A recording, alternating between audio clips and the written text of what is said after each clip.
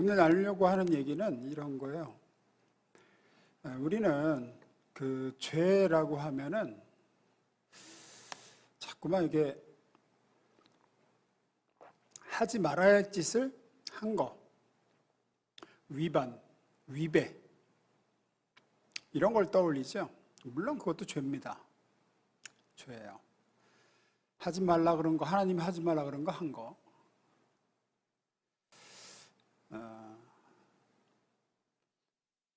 하지만 그건 구약시대 때는 이게 심각한 죄가 맞아요. 하지 말라 그런 거 하지 마라. 그거를 위반한 것들에 대해서 하나님이 구약시대 때는 심각하게 죄라고 하셨고, 신약시대에는 얘기가 조금 달라집니다. 이미 죄 사함 받은 하나님의 자녀, 그리스도 예수 안에 있는 자에게는 정죄함이 없나니 그러죠. 은혜 아래 있습니다, 우리는. 그래서 신약시대의 신자에게 심각한 죄는 하지 말라고 한 거를 위반해서 저지른 죄보다 더 심각하게 다루시는 죄가 뭐냐면, 하나님의 자녀가 됐잖아요. 우리가 하나님의 아들이 되고 사랑받는 딸이 됐는데, 예수님과 연합된 신자가 됐는데, 그 신분으로서 마땅히 받아 누려야 될 은혜를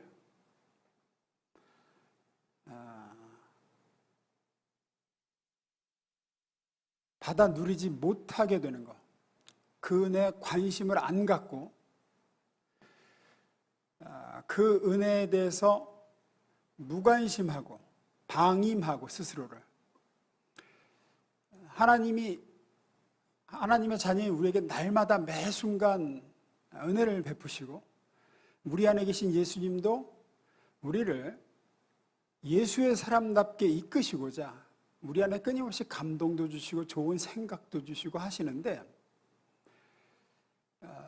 거기에 대해서 귀를 막고 외면하고 또 영적으로 나태하고 이래가지고 그 은혜에 대해서 책임을 다하지 못하거나 그 은혜를 누려야 되는 의무죠. 그게 신자의 의무예요. 은혜를 받아 누리는 게 우리의 의무인데 그거를 받아 누리지 않는 거예요. 그게 더 심각한 죄가 됩니다. 신약 성도인 우리에게는. 하지 말라 그런 걸 해서 짓는 죄보다 마땅히 해야 될 걸 안 하는, 너희가 이 은혜를 받아서 살거라 라고 하는 걸 안 받는 죄가 크다고요. 오늘은 이 얘기를 좀 해보려고 그래요. 하나씩 보겠습니다. 첫 번째 읽어봅니다. 시작.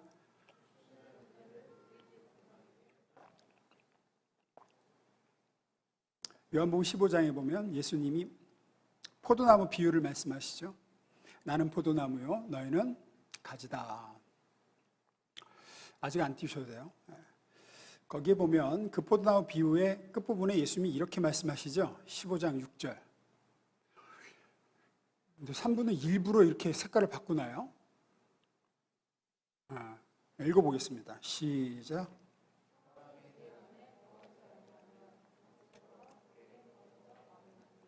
사람들이 그것을 모아다가 불에 던져 자르느니라. 이 구절을 볼 때 좀 이렇게 자꾸 생각하는 경우가 있는데, 요즘 내 상태를 보니까 나는 지금 주님께로부터 떨어져 나간 가지인가 보다. 그러면서 이제 걱정하죠. 불에 던져서 살라진다 그러는데 내가 좀 영적으로 빼빼 말라가는 것 같고, 이러다가 불에 던져 살라지면 어쩌나. 하지만 이 말씀은, 예수님이 하신 이 말씀은, 결론부터 말씀드리면, 여러분 자꾸 불 그러면 이거 지옥불 생각하는데, 여기서 말씀하신 불에 던져 살라진다는 게 우리가 구원을 상실하고 예수님께로부터 떨어져 나가서 이렇게 너 그렇게 예수님께로 떨어져 나가서 지내다가 지옥불에 들어간다, 이렇게 하신 말씀이 아니에요. 이건 뭘 얘기하냐면, 크리스찬으로서 너 그렇게 주님께로부터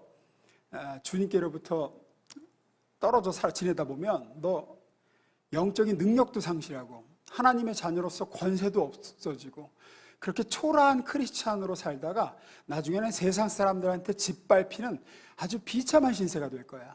그 얘기를 하시는 거죠. 그 얘기를.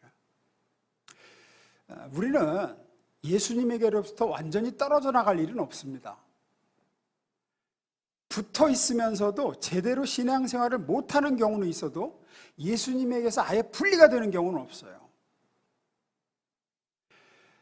요한복음 13장하고 14장에 보면 이런 말씀을 예수님이 하시죠. 13장에 보시면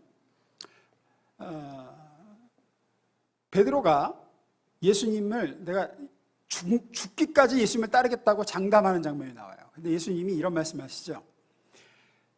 시몬 베드로가 이르되 주여 어디로 가시나이까? 예수께서 대답하되 내가 가는 곳에 네가 지금은 따라올 수 없으나 후에는 따라오리라 그랬어요.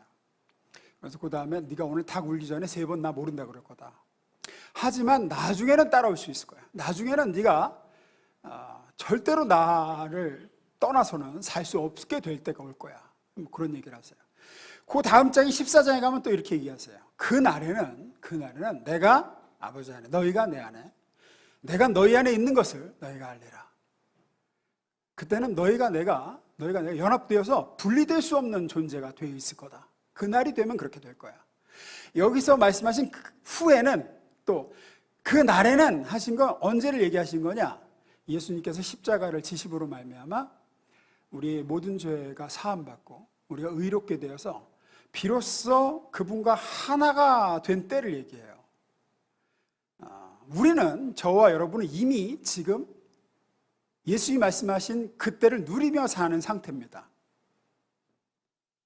후에는 그날에는 하시는 건 지금 우리의 이 상태를 얘기해요. 예수님이 십자가에서 모든 문제를 해결하시고 부활하셔서 우리 안에 성령으로 임하게 되신 그 상태예요. 따라서 지금 우리는 이제 무엇도 주님과 우리를 갈라놓을 수 없는 상태가 됐어요.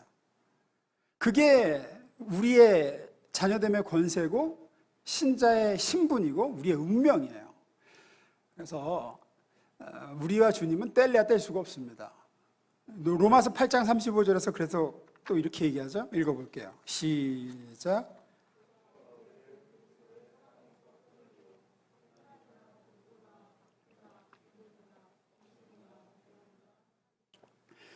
누가 우리를 주님으로부터 잘라낼 수 있겠느냐? 무엇도 주님과 우리를 떨어뜨려 놓을 수 없다. 아니 그러면 앞서 얘기한 요한복음 15장 6절에서 15장 6절 사람이 내 안에 거하지 아니하면 가지처럼 밖에 버려져 마르나니 사람들이 그것을 모아다가 불에 던져 살아내리라 하신 예수님 말씀은 아니 이건 뭘 얘기하는 거냐?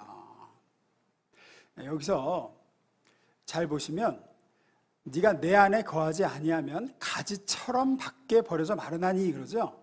그러니까 뭐뭐처럼이라는 건 이렇게 잘려져 나간 가지가 된다는 게 아니라 마치 잘려져 나간 가지처럼이에요.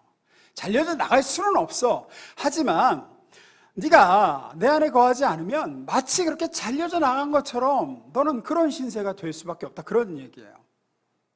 그러면 분명히 우리는 주님 안에, 주님이 내 안에 계신데 어떻게 하면은 여기서 예수님이 말씀하신 것처럼 주님 안에 있지만 주님 안에 거하지 않은 것처럼 되는 걸까?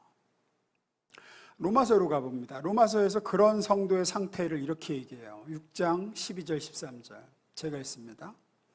그러므로 너희는 죄가 너희 죽을 몸을 지배하지 못하게 하여 몸의 사욕에 순종하지 말고 또한 너희 지체를 불의의 무기로 죄에게 내주지 말고 오직 너희 자신을 죽은 자 가운데서 다시 살아난 자 같이 하나님께 드리며 너희 지체를 의의 무기로 하나님께 드리라.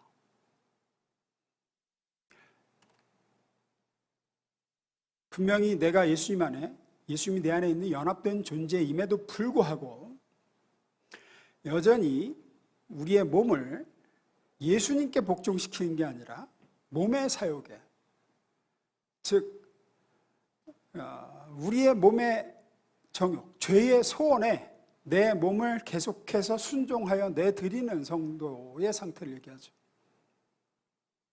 그러니까 너희 자신을 의의 무기로 예수님께 내어드려야 되는데 죄의 무기로, 죄의 도구로 자꾸 내어줘서 성령에게, 주님께 순종하는 게 아니라 네 몸의 욕구에 순종하고 정욕에 순종하게 되면 분명히 붙어있는 가지는 맞는데 마치 밖에 버려져 잘려나간 가지처럼 마르게 되고 사람들이 그것을 모아다 불에 던져 사르는 것처럼 너는 무기력하고 비참한 신세가 될 거다라고 말씀하신 거예요.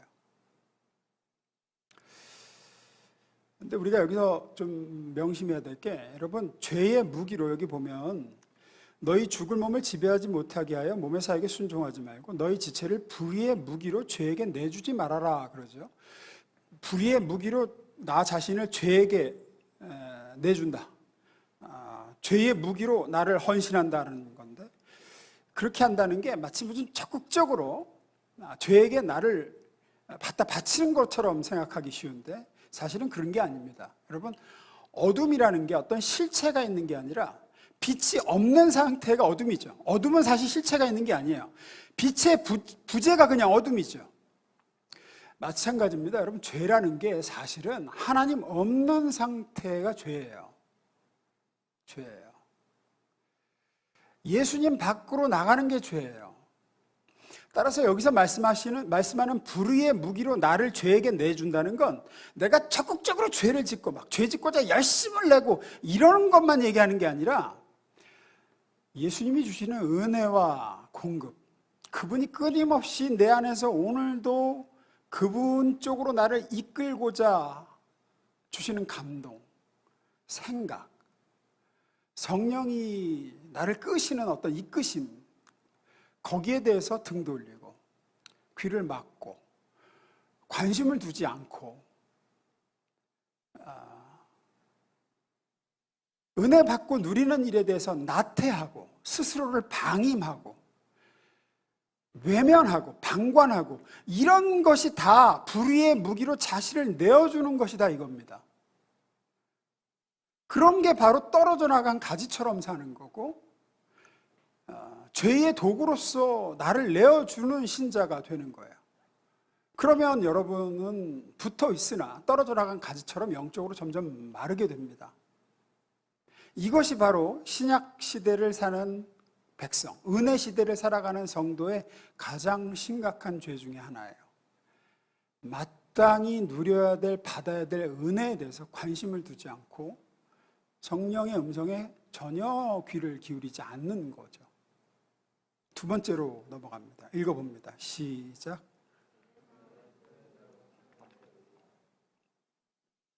그러면 우리는 어떻게 해야 주님이 우리 속에서 계속 매 순간 지금도 주시고 지금도 말씀하시고 지금도 나를 이끄시는 그 은혜와 그 공급을 받고 누리고 그쪽으로 따라서 살아갈 수 있을까? 그것을 가로막는 가장 큰 장애물은 어떤 게 있을까? 여러 가지 장애물이 있겠지만 저는 한국 교회 성도들에게 있어서 가장 큰 장애물 중에 하나는 잘못된 회개라고 생각해요. 잘못된 회개. 반복해서 하는 잘못된 회개. 이런 거예요. 내가 잘못했으면, 어제 잘못 살았으면 잘못한 어제를 오늘은 그걸 돌이켜 하나라도 오늘은 순종하려는 데 힘을 쓰고 오늘은 예수님과 동행하는데 그분이 포도나무 되신 주님이 주시는 생각을 따라서 한 걸음이라도 더 내딛는데 에너지를 쏟아야 되는데 그게 아니라 잘못 산 어제를 자책하고 스스로 죄책감을 덜어내보려고 죄의 무게를 내가 좀 어떻게든 완화시켜 보려는데 에너지를 다 쏟아요. 그래서 정작 은혜를 받고 누리고 그 은혜가 이끄는 방향으로 순종했을 힘이 없어요. 자책하고 자기가 못났다고 여기고 하면서 기운이 다 빠져 그냥. 오늘 올바른 선택을 하고 오늘 주님이 주신 감동과 은혜에 귀를 기울이고 따르는 데 쏟아야 할 힘을 자기를 책망하는 데 많이 쏟아버려요. 로마서 6장 14절 봅니다. 중요한 구절이에요. 읽겠습니다. 시작.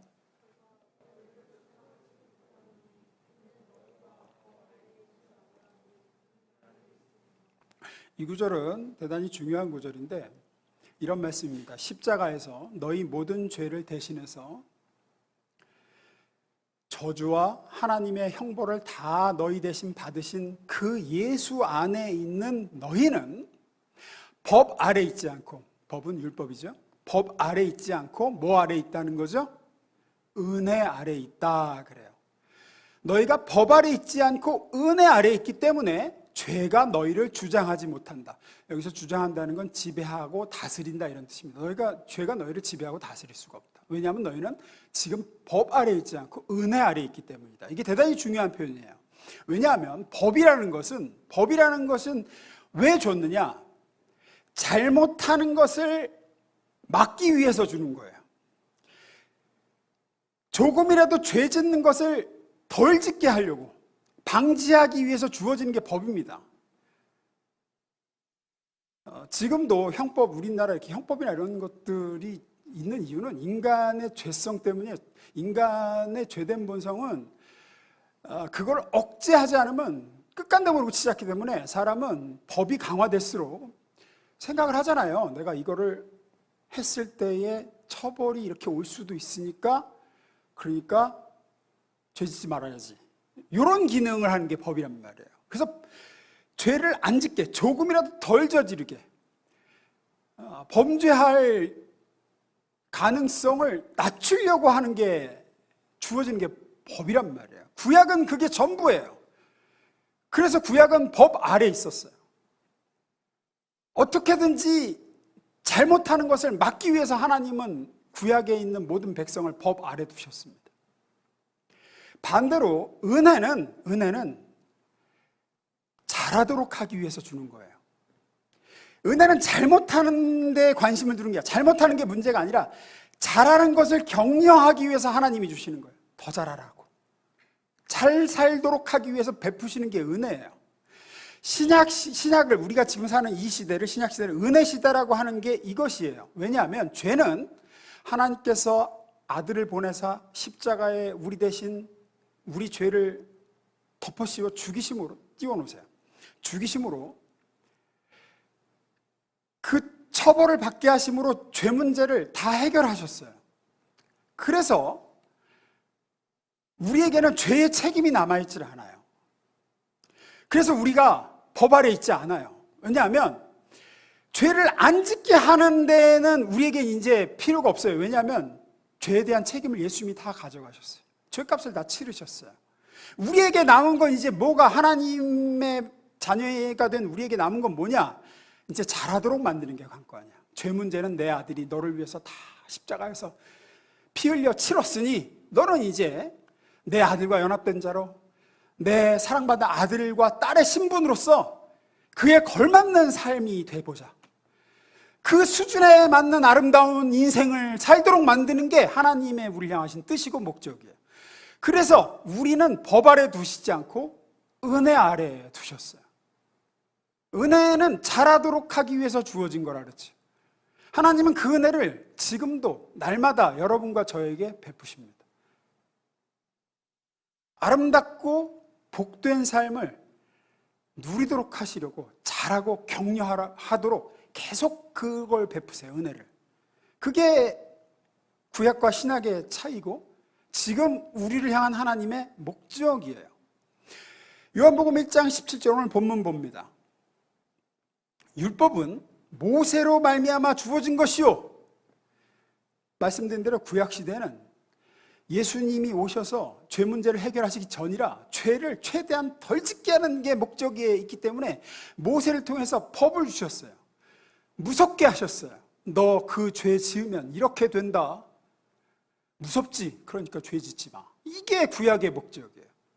하지만 신약 시대엔 죄 문제를 예수님이 십자가로 가져가 다 해결하셨어요.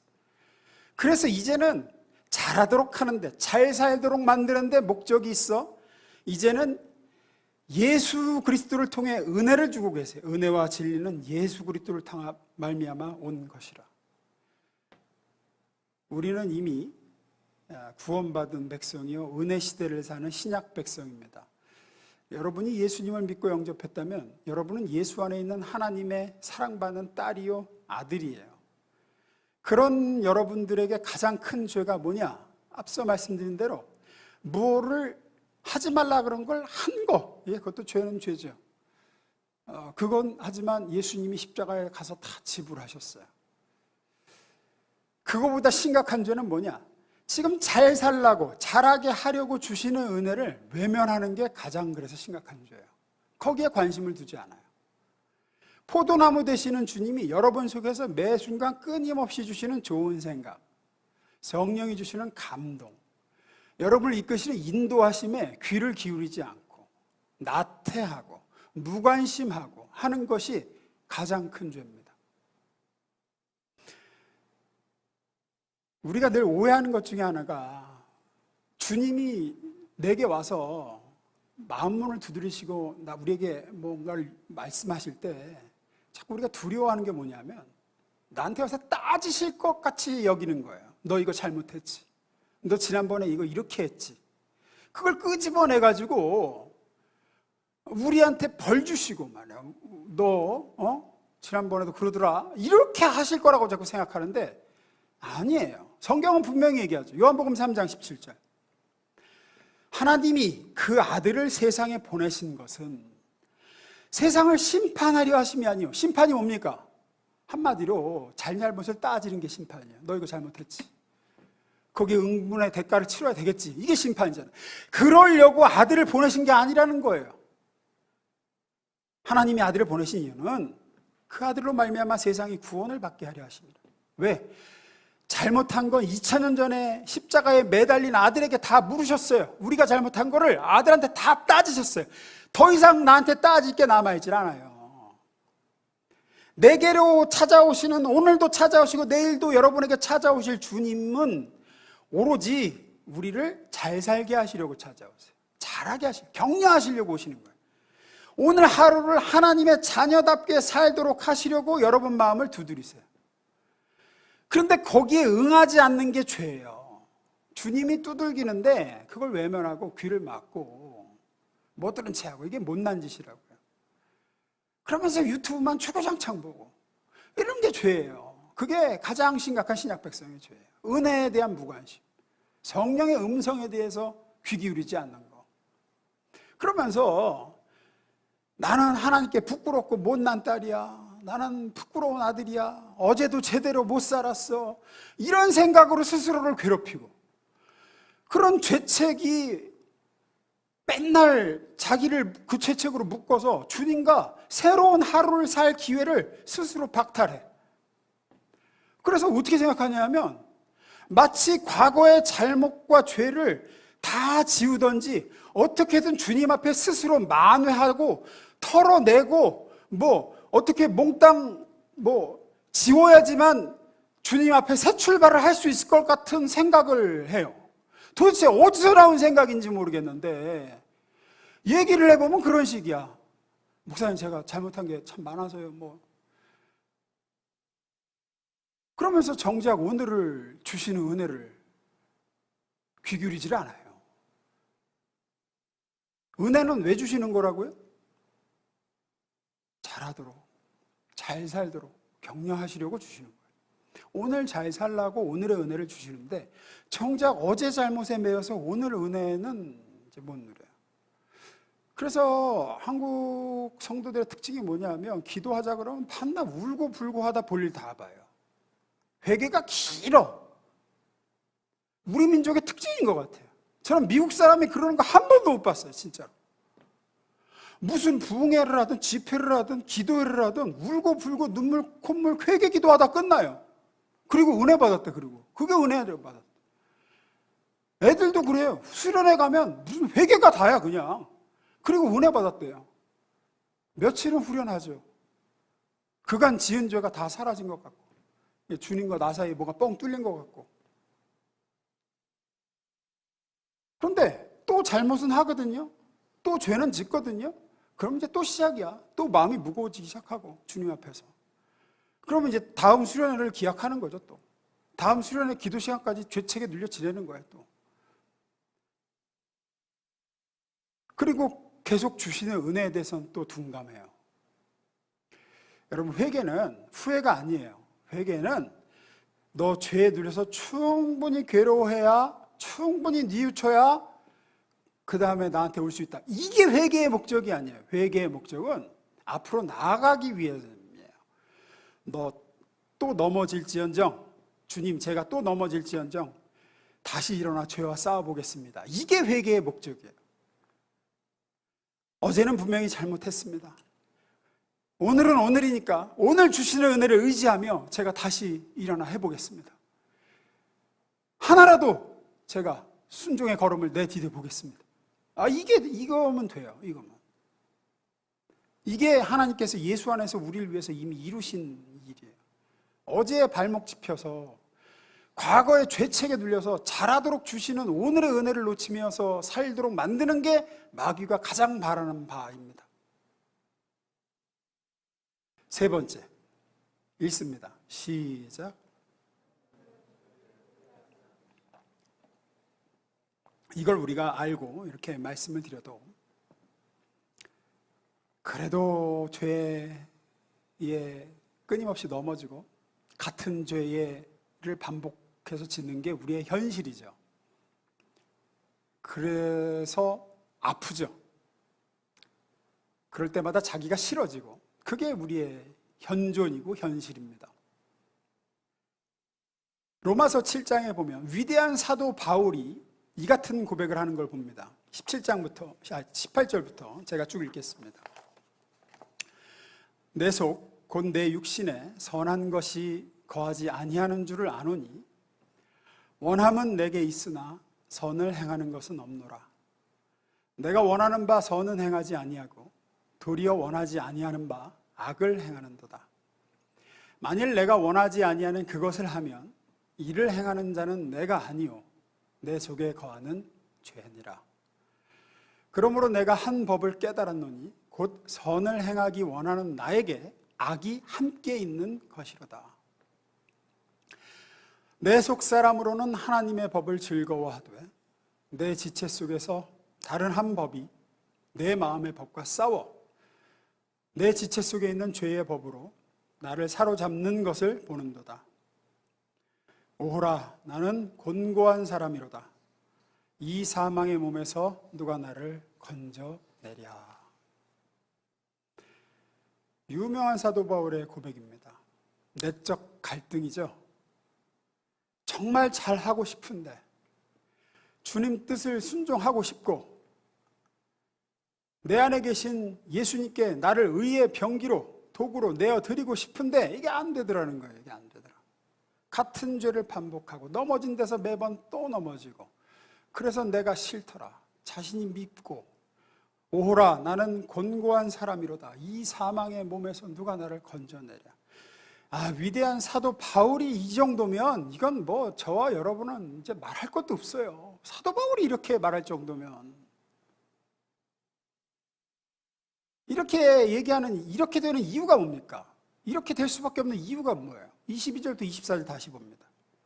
읽습니다. 시작.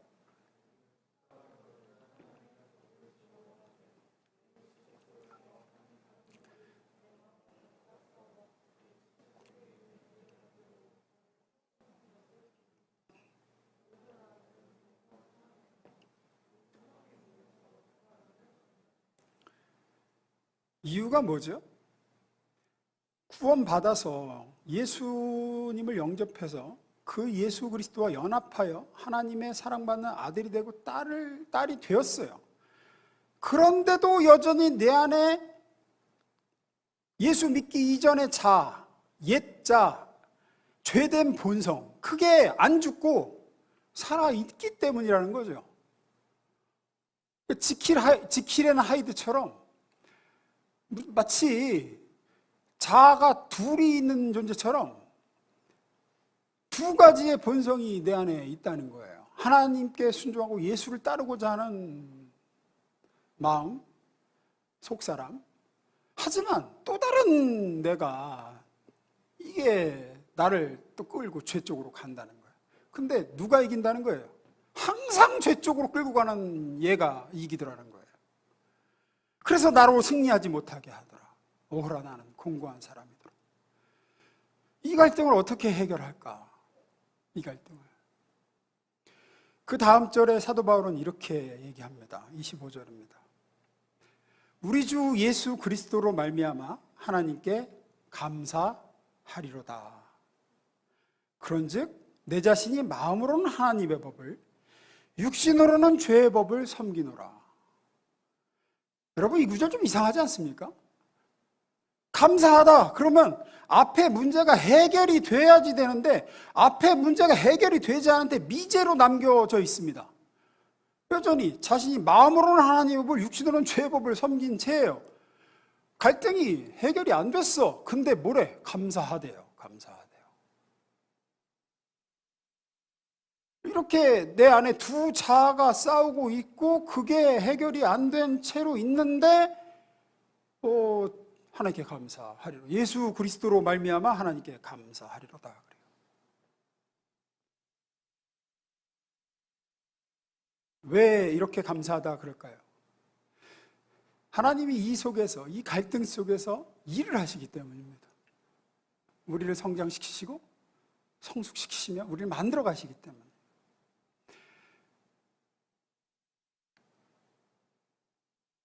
우리 안에 우리가 예수님을 믿고 나의 구주로 모셔드릴 때 우리 안에 여전히 아담의 DNA, 선악과를 따먹었던 우리의 조상인 그 아담의 불순종한 죄를 짓고자 하는 아담의 영적 DNA가 남아있는 채 하나님의 아들, 예수님의 DNA가 들어옵니다. 그리고 그 두 가지의 영적 DNA가 싸움을 합니다. 우리 안에서. 갈등을 일으켜요. 왜 하나님은 예수님을 믿을 때 우리의 옛 자인 아담의 DNA를 싹 지워버리시고 예수님의 DNA만 남겨두시면 우리가 이런 갈등을 안 해도 될 텐데 왜 옛 자아를, 아담의 DNA를 남겨두신 채 예수님의 DNA를 성령을 통해 우리 안에 넣으셔서 이 싸움을 싸우게 하실까? 왜 이렇게 하실까요? 그것은 하나님은 우리에게 자유를 주시는 분이시기 때문입니다. 그리고 그 자유를 통해서 우리가 스스로 성장하고 하나님을 선택하기까지 자라기를 바라시기 때문이에요. 자유라는 것은 모든 하나님이 지으신 피조물 중에 우리 인간만이 가지고 있는 거예요. 우리가 하나님의 형상을 따라 지음받았다라고 말하죠, 창세기에. 여기서 하나님의 형상을 따라 지음받았다고 할 때 그 형상에서 가장 중요한 하나님의 형상의 요소 중 하나는 자유입니다. 자유의지라고 하죠. 자발적으로 자신이 의지를 가지고 생각과 행동을 결정하고 뭔가를 선택할 수 있는 능력과 자유를 가진 존재로 우리가 지음을 받았어요. 하나님은 우리를 구원하신 이후에도 여전히 이 자유를 우리에게 주십니다. 그래서 우리 육신의 본성이 선택하라고 하는 것, 아담의 DNA가 원하는 거죠. 또 우리 안에 들어오신 예수님이 선택하라고 하는 것, 예수의 DNA가 원하는 것, 이 사이에서 우리에게 결정의 자유를 허락하시는 거예요. 네가 선택해. 네가 원하는 건 뭐니? 난 너에게 자유를 준다. 그리고 하나님이 우리에게 갈등을 허락하시고 시간을 허락하십니다. 우리 모두 여전히 아담의 DNA가 우리 속에 우월하고 강력합니다. 여전히 세상적 욕심에 우리는 매료되고 육신의 정욕, 안목의 정욕에 더 끌리는 존재들이에요. 그걸 주님도 당연히 아십니다. 그러함에도 하나님은 많은 경우 우리가 가지는 세상적인 욕망, 환상, 기대 이런 것들을 가로막지 않으시고 우리의 선택과 결정을 존중하고 내버려 두세요. 그 선택과 결정으로 인해 우리는 인생에서 낭패를 보기도 하고 쓰디쓴 고통을 당하기도 하고 크게 실망하기도 하고 패배하기도 하고 정말 허무하구나 라고 탄식을 내뱉기도 하지만 하나님은 여전히 우리에게 그 선택의 자유를 맡기십니다. 왜냐하면 그 속에서 우리는 배우고 성장하기 때문에, 선택과 불순종을 통해서도. 1000번의 넘어짐, 10,000번의 실패, 그런 쓰디쓴 선택의 후회, 육체를 따라 결정한 그 결정이 이런 결과를 가져오는구나. 그때에 내 눈과 내 욕망이 원하는 대로 했더니 결국 이런 열매를 거두는구나 라는 것을 알고 또 알아가면서 조금씩 주님이 하라시는 대로 내 안에 있는 그리스도 예수의 DNA가 이끄는 삶, 주님의 뜻을 따르는 선택이 가장 복되고 가장 옳으며 그것이 내 인생에서 가장 좋은 길이구나, 결국은 그것이 참된 행복의 길이구나 라는 것을 스스로 깨닫게 되고, 종래는 스스로 자신의 자유의지로 그것을 설정하고 선택하는, 주님이 원하시는 방향으로 스스로 순종하기로 결정하는 실력을 갖추는 단계로 나아가시기를 바라는 거예요. 그 성장의 단계로 나아가기, 강제하고 강요해서가 아니라 우리가 스스로 그 과정 속에서 깨닫길 바라시는 거예요. 역시 주님이 원하시는 대로 결정하는 게 가장 옳구나, 그 길이 가장 복되구나, 선하구나. 문제는 뭐냐? 배우질 못할 때가 가장 문제입니다. 실패하고 넘어지고 쓰디쓴 고통의 열매를 마주하고도 그게 뭘로 인해서 이렇게 주어졌는지를 못 배우는 거예요. 그 전에 이런 선택을 해서 이런 결과를 마주했는데 그 인과관계를 깨닫지를 못해. 또 하나님이 내게 왜 이런 선택의 자유가 허락되고 있는지를 모른 채 매일 잘못했습니다로 무효하고 회개 기도만 해서 리셋시키고 양심의 자유만 얻고 다시 제자리, 선택의 때가 오면 아무 고민 없이 죄된 본성을 따르고 아무 갈등 없이 본능적으로 아담의 DNA를 선택하고 그리고 또 후회하고 매번 그렇게 다람쥐 쳇바퀴 돌듯이 배우질 못하면서 넘어지고 실패하고 그 실패와 넘어짐이 도움이 되질 못하는 거, 이게 문제죠. 이러한 하나님의 의도를 모르면 꽝이 됩니다. 그래서 무지가 큰 죄예요. 이걸 헤아리셔야 돼요. 여러분 이만큼 그래도 20년, 30년 살았으면 여러분의 인생에서 지금까지 했던 여러분의 선택과 그 결과들을 잘 곱씹어 보세요. 순종했을 때의 결과와 불순종했을 때의 결과들을 하나씩 되짚어 보세요. 그러면서 조금씩 성장해 가셔야 돼요. 그리고 거기서 더 최악은 뭐냐? 진짜 최악 중에 최악은 잘못한 것에 억눌려서 자폭하는 거예요. 과거에 발목해서 자책하고 자폭해버리는 거예요. 나 같은 건 그리스도인도 아니야. 나 같은 건 하나님의 자녀라고 불릴 자격도, 예수의 제자도 아니야. 이러면서 똑같은 죄를 계속 지는 내가 혐오스럽다 하면서 잘못한 것에 억눌려서 주님을 떠나버리든지 등져버리든지 이러는 거는 최악이에요. 이건 최악 중에 최악이야. 자폭하는 거.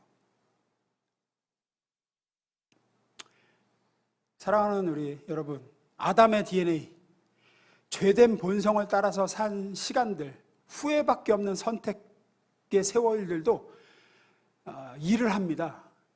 하나님은 그런 세월들을 통해서도 우리를 만들어 가십니다. 그렇게 하나님이 하시는 일들이 우리 인생에서 쌓입니다. 그리고 성장시킵니다. 하나님은 절대로 저와 여러분을 포기하지 않으시고 계속해서 해보자고 하시는 분입니다.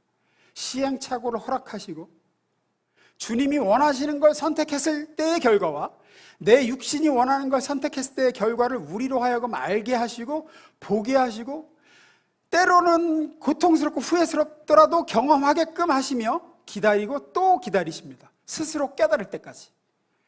그렇게 성장하고 영적으로 철들어갑니다. 역시 주님 뜻대로 순종하는 게 가장 복되고 결과가 좋구나 하는 걸 알아갑니다. 이건 절대로 단기 속성이 안 됩니다. 그래서 어디 가서 한번 은혜 받았네, 뭐 불 받았네, 뒤집어졌네 하는 걸로 되는 게 아니에요. 이건 시간이 필요합니다. 이러한 하나님의 의도를 깨닫는 데 시간이 오래 걸리고 깨닫는 것을 실행에 옮기기까지는 더 오래 걸립니다. 모르겠어요. 여러분 지금 제가 무슨 얘기를 하는지 얼마나 알아들을지 모르겠어요. 왜냐하면 저도 이만큼 신앙생활을 해오면서 깨달은 것들이니까. 그리고 더 나아가서 더 성숙하게 되면 이제 나보다 아직 어리고 미숙한 사람들, 영적으로 아직 죄된 본성을 더 못 이기는 지체들, 아담의 DNA에 진짜로 완전히 목매어 끌려다니는 사람들에 대해서 기다려줄 줄도 알게 됩니다.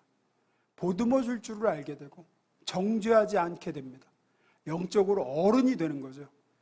하나님이 그 사람 속에서도 일하고 계심을 아는 거예요. 당신 그래서 그런 거야 라고 함부로 훈수 두지 않게 되고, 그 사람들의 그 시간들도 하나님이 의미 있게 결국은 선용하사 저들도 성장케 하실 것이다 믿고 조용히 손잡아주고 중보해주고, 그게 성숙이고 진짜 실력자죠. 말씀 마무리 있습니다. 로마서 8장 1, 2절입니다. 읽습니다. 시작.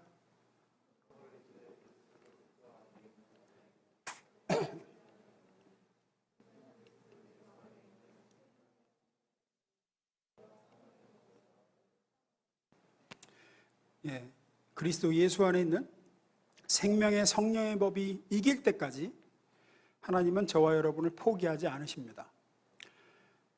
우리의 실패와 실수가 우리에게 중요한 과거가 되고 실력이 되고 유익이 되도록 하나님은 지금도 일하고 계십니다. 그러니 우리는 매일 하루를 시작하며 어제의 실패와 실수, 넘어짐, 아담의 DNA를 따라 산 일들을 걸음삼아 매일 결심해야 되죠. 오늘은 하나라도 더 잘하겠다. 어제보다 한 개라도 더 주님 하라시는 쪽으로 걷겠다. 예수의 DNA가 이끄는 대로 하나라도 순종해 보겠다. 그렇게 하나씩 나아가는 겁니다. 나아지는 겁니다. 하루아침에 이루어지는 성장은 없습니다. 완성도 없습니다. 완성은 주님 나라 가서나 이루어집니다. 그때까지는 계속 우리는 훈련이고 과정입니다. 로마서 8장 30절 제가 읽고 마치겠습니다. 그러나 이 모든 일에 우리를 사랑하시는 이로 말미암아 우리가 넉넉히 이기느니라. 여러분 안에서 이 일을 하나님이 시작하셨습니다. 하나님은 이 일을 이루어 가고 계시고 이루실 것입니다. 그러니 여러분, 신약 백성의 가장 큰 죄가 뭐라고요? 은혜에 대해서 귀 막는 겁니다. 은혜에 대해서 무관심하고 나태해지는 겁니다. 그러지 마십시오. 오늘도 여러분을 은혜로 이끄시고 내일도 여러분에게 여러분 안에 계신 주님이 은혜를 주십니다. 잘하라고, 잘 살도록 거기에 귀 기울이십시오. 기도하겠습니다.